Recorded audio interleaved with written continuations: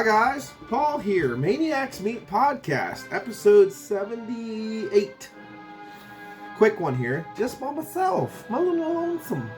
Here we go, we're doing right now, 1991's There's Nothing Out There. It's a comedy, horror, sci-fi adventure. It was re-released after the 20-year anniversary from Trauma, obviously, 20 years later from 1991. And, this is one that people don't talk about too much, but is a real actual fun horror film.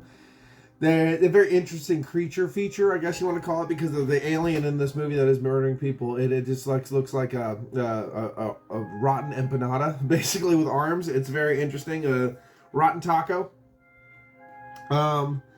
But it's still a good film. I really enjoy it. It's a really fun feature. Tons of gratuitous nudity, which is always a good time, making up probably for the acting and stuff. But basically, the concept is the students go to this one place for the weekend and get attacked by an alien that comes from, outer space. And the one guy there is an avid horror junkie, basically, and he's all freaking out. He's like, oh, this is a bad thing, and this is going to happen bad. Something bad's going to happen, so he's freaking out. And then, obviously, there's nothing out there. Calm down is basically the idea.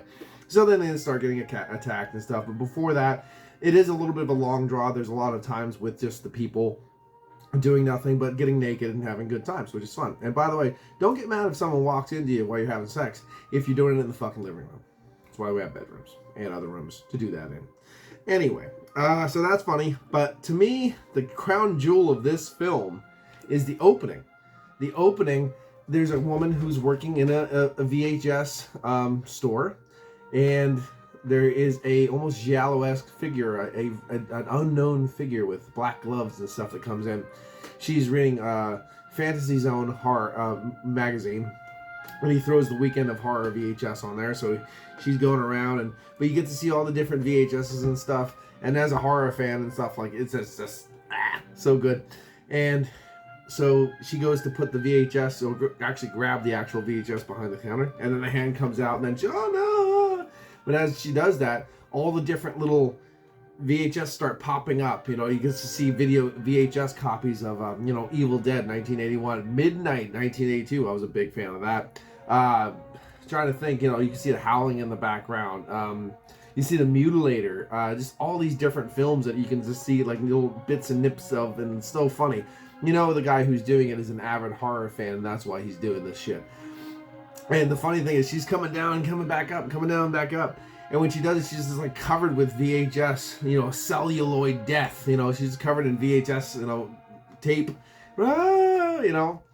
And then right when, she's going to get killed, she wakes up, she's in a car, and then the car crash happens. Oof. And then, of course, that's when the alien comes down from the space and attacks her and then blacks out. And then, of course, that goes into the main movie. But just the intro alone to this film is absolutely gloriously fantastic. This is, of course, the signed copy. I have this one signed by the director, Rolf Konevsky. I'm sorry if I completely butchered that name. Drinky. But a little figure about this one is Rolf's parents actually put a mortgage on their house to help raise enough money to make this film in the first place, which is really cool. And it's always nice to see Trauma coming back and re-releasing some of these films that kind of got lost to the melee. And it is definitely a fun film for sure. And it is a comedy as well. So there's comedy aspects. The guy being the horror movie guy is definitely a comic relief. The one time he gets attacked by the monster, he grabs the monster around the tree by the arms and ties his arm to his knots. Yeah. And then the other time the monster's trying to get through the door, so he sprays whipped cream or shaving cream through the door into the monster's face. Obviously, kind of comedy. Lovely tits. A lot of tits and boob and butts. A lot of tits and butts. TNA, baby. And that's the other thing is, we just did Don Dohler's The Night Beast, and his documentary is Beast, Boobs, and Blood, and because they all make a great horror movie. The trifecta of horror movies. But honestly, the special effects in this is not bad. There's two girls who get possessed by the alien by getting laser beams shot in their eyes, and then they start attacking too. The special effects is interesting. The one guy who's a real jerk, he gets attacked in the face. He's got the goop on his face, but his face melts, but it looks really cool, real fun. Definitely an interesting film. And yeah, it was, as I said, Rolf Fousey shoots short film, More Boobs, starring Tiffany Shepps. So I'm going to go check that out. But this is a double disc. The special features are a new introduction by Lloyd Kaufman, new film Deconstruction and Secrets of His Cess by Rolf, new audio commentary by Rolf short film, More Boobs, behind the scenes featurette, original cast additions, pre-production footage, a lot of different stuff on this one, this 20-year anniversary disc for sure. And of course, I didn't get this autographed. This came out, I bought the autographed version because you're gonna buy the autographed version if you have a chance, right? Of course you are. So, cheers. I'm gonna class it up by listening to the Dracula soundtrack, the Hammer Horror Dracula, and oh, I guess I'll just read the back of it real quick. Well, it's only gonna be a short little review.